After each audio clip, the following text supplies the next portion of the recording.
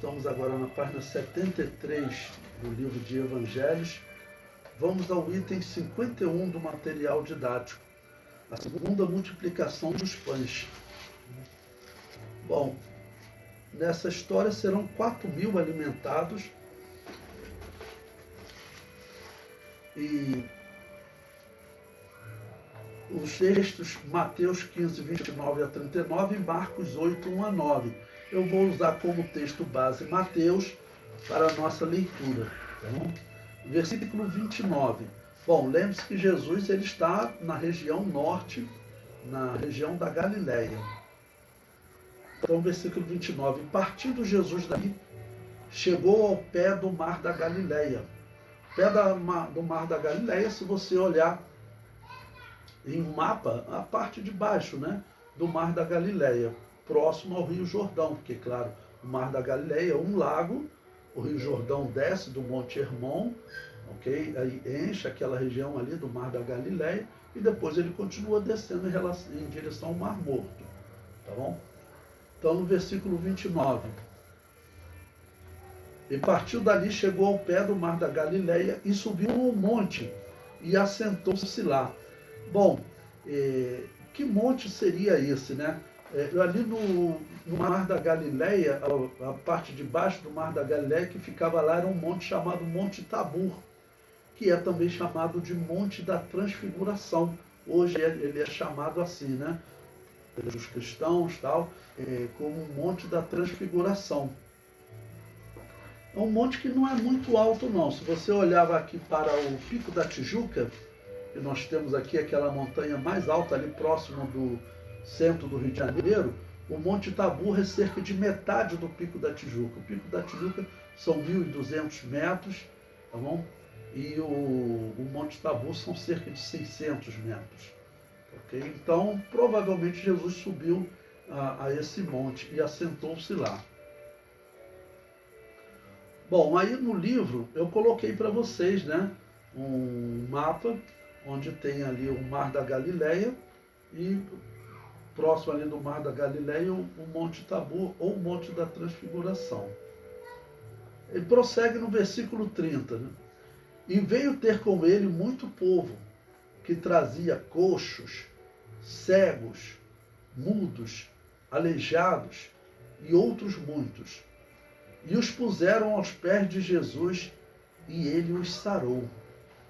De tal sorte que a multidão se maravilhou, vendo os mudos a falar, os aleijados sãos, os coxos a andar e os cegos a ver, e glorificava o Deus de Israel. Bom, nós vimos que Jesus estava, aquela região também tinha a cidade de Decápolis, ali ao pé do mar da Galileia. Eram regiões assim de cultura grega. A terra de Canaã, ela estava de uma certa forma misturada também. O próprio Herodes, ele promoveu essa mistura, que ele acreditava que era bom trazer a cultura grega para Israel. Então ali não tinha só israelitas, ok? Versículo 32. E Jesus, chamando seus discípulos, disse: tenho compaixão da multidão, porque já está comigo há 3 dias e não tenho o que comer. E não quero despedi-la em jejum, para que não desfaleça no caminho. Bom, eu sinalizei para vocês, essa aqui é a segunda multiplicação dos pães. O que Jesus está fazendo? Ele está, vamos dizer, avaliando os seus discípulos. O natural seria eles falarem: Senhor, faça um milagre, vamos fazer um milagre como aquele, vamos pegar aqui alguns pães e peixes, vamos orar novamente. Era o alimento deles, natural, né? Então, vamos orar novamente, vamos multiplicar e dar alimento às pessoas. Eles já tinham passado pela experiência da primeira multiplicação. Não? Versículo 33. E os seus discípulos disseram: de onde viriam num deserto tantos pães para saciar a multidão? eles fazem uma pergunta, aquela pergunta que é em tom de dúvida, né? De onde viria tanto alimento para satisfazer tantas pessoas? E Jesus disse-lhes, quantos pães tendes? E eles disseram, 7 e uns poucos peixinhos. Ou seja, seria o alimento para eles, né? Para Jesus e para os apóstolos, né? Ok? Bom, na primeira multiplicação foram 5 pães e 2 peixinhos, né? Agora eles tinham até mais. Eles tinham 7 pães e aqui não dá quantidade, falam uns poucos peixes. Versículo 35. Então mandou a multidão que se assentasse no chão, e tomando os 7 pães e os peixes, e dando graças, partiu-os, e deu-os aos seus discípulos, e os seus discípulos à multidão. E todos comeram e se saciaram, e levantaram do que sobejou 7 cestos. Na outra multiplicação foram 12 cestos que sobraram, né? Então aqui sobraram 7 cestos cheios de pedaços. Ora, os que tinham comido eram 4.000 homens, além de mulheres e crianças. Se nós formos pegar aquela proporção, como eu falei para vocês, né? 4.000 homens certamente teriam também 4.000 mulheres. Ok? Então aí seriam 8.000 pessoas. E crianças, vamos deixar, vamos dizer, um número menor para as crianças, como 1.000. Então seriam 1.000, 2.000 pela metade. Então seriam aqui 10.000 pessoas se alimentando. Então, ao mesmo tempo que nós vemos o número dos seguidores de Jesus, nessa região da Galileia, era uma multidão, aquilo era notório, né? Todas as cidades, as pessoas, isso tinham fariseus, escribas, chegando aqui para poder investigar, e eles levavam essas informações para Jerusalém. Daqui a pouco, Jesus, ele retornará para Jerusalém. Observe o que nós fizemos. Nós começamos o estudo na cronologia da vida de Jesus, não? Em que ele esteve em Jerusalém pregando, fez maravilhas lá, participou de uma Páscoa, saiu de lá, passou, né, pela parte central da Galileia, da terra de Canaã, que é chamada de Samaria, e foi para o norte, para a Galileia. E todo esse período, estão se passando meses, não tem como nós calcularmos. Nós só vamos conseguir calcular quando Jesus voltar a Jerusalém para celebrar uma Páscoa. Aí nós vamos saber, olha, passou um ano, tá ok? Nós vamos saber que passou um ano. Então, nesse momento, Jesus está fazendo maravilhas, isso é notório, porque você pensar que só de 4.000 homens, mas você chegar numa proporção de 10.000 pessoas, né?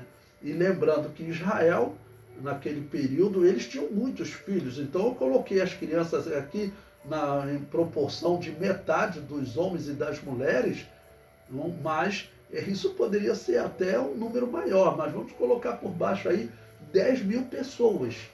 Então isso era notório. E os milagres que aconteciam, pessoas que estavam sendo libertas, estava também Jesus sendo conhecido entre os cananeus lá de Tiro e de Sidom, onde aquela mulher cananeia, muito provavelmente ela fez como as pessoas aqui, que Jesus pedia para não testemunhar, e ele saiu testemunhando, porque é impossível você não testemunhar desses fatos, né? E outros testemunhos fortes, como eu falei, tá bom? De autoridades,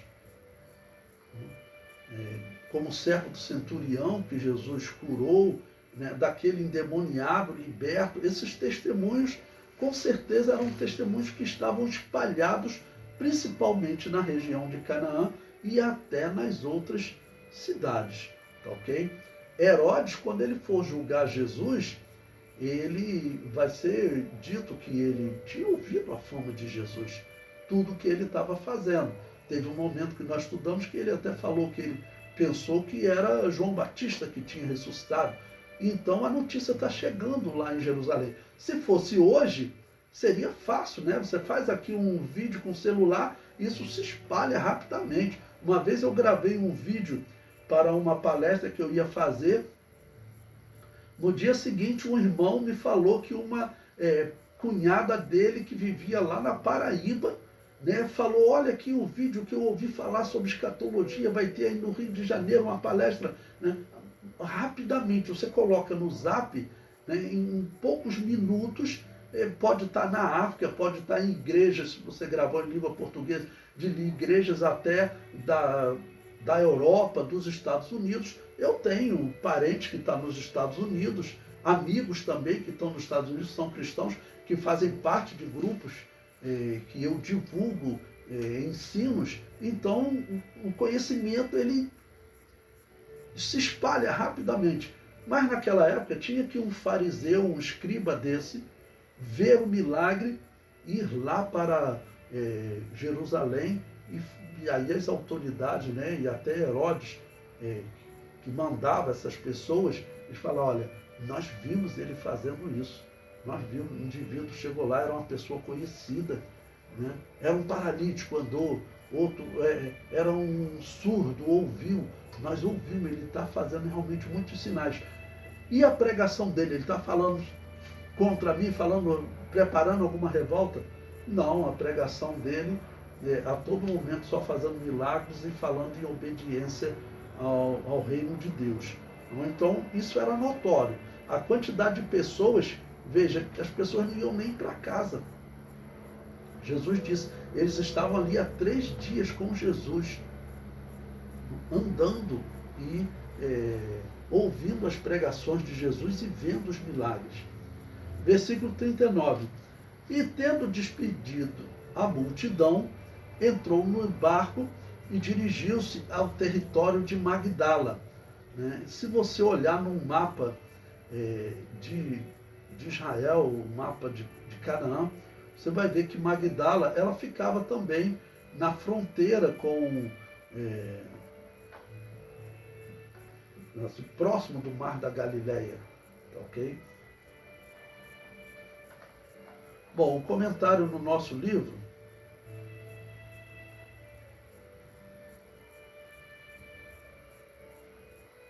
diz: após os apóstolos terem sido treinados na primeira multiplicação dos pães, Jesus faz outra prova com eles.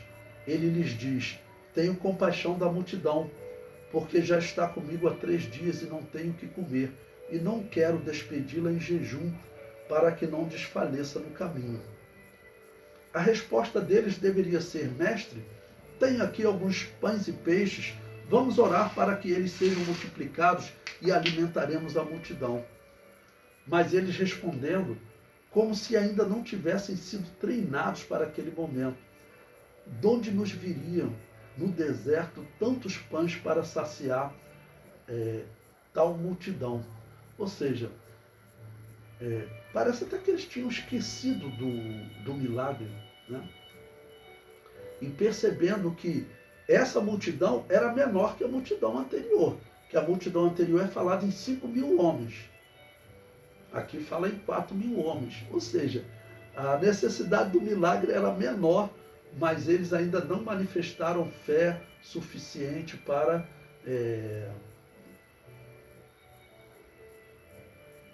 propor a Jesus que fizesse o milagre, falar logo no milagre, demonstrar fé no milagre, né? É a limitação do ser humano, né, irmãos? Quando eu vejo essas histórias, eles estão andando com Jesus há cerca de 1 ano e só vendo milagre, milagre, milagre, milagre, milagre, né? Quando eu vejo essas histórias, sabendo que eram homens que eles tinham esperança da vinda do Messias. Um deles, por exemplo, Jesus Cristo falou, né? Eis aí um israelita em quem não há dolo. Então Jesus descreveu eles como homens de fé. E eram eles, você abandonar a sua casa, abandonar o seu trabalho, a pesca, abandonar a sua sobrevivência. Pedro, sabemos que ele era casado, ele deixou a esposa. A esposa de Pedro não andava com Pedro, nós sabemos que ele era casado porque Jesus cura a sogra dele, né? Então, eram homens de fé. Mesmo assim, essa fé ainda é limitada. Isso dá para nós pensarmos em todos nós, né? Nós vamos sendo provados na nossa vida vamos sofrendo, às vezes apanhando, errando, acertando e aprendendo. Mas se nós vivermos aqui na Terra 969 anos, até no último ano da nossa vida nós vamos precisar aprender alguma coisa sobre fé ou sobre Deus. É a explicação que nós temos para esses homens que eram homens de fé, ok? Eram homens de fé, senão não estariam aqui seguindo Jesus. Já tinham feito maravilhas, Jesus enviou eles em determinado momento pregando e eles voltaram descrevendo as maravilhas que eles tinham feito, porém, nessa prova de fé, eles não passaram, né? Ou seja, para nós meditarmos, se nós não passarmos numa determinada prova de fé com Deus, não significa que nós somos desprezados, que nós seremos desprezados por Deus ou que nós somos insignificantes, não. Nós continuamos sendo significativos para Deus, porque Deus sabe as nossas limitações, Ele sabe que nós somos pó. Essa é a descrição bíblica. Então é sempre repetir a oração dos apóstolos. Vai ter momento que eles vão dizer: Pai, mestre, acrescenta-nos fé. Ou seja, nós temos fé, mas ela é pequena, aumenta essa fé, acrescenta-nos fé.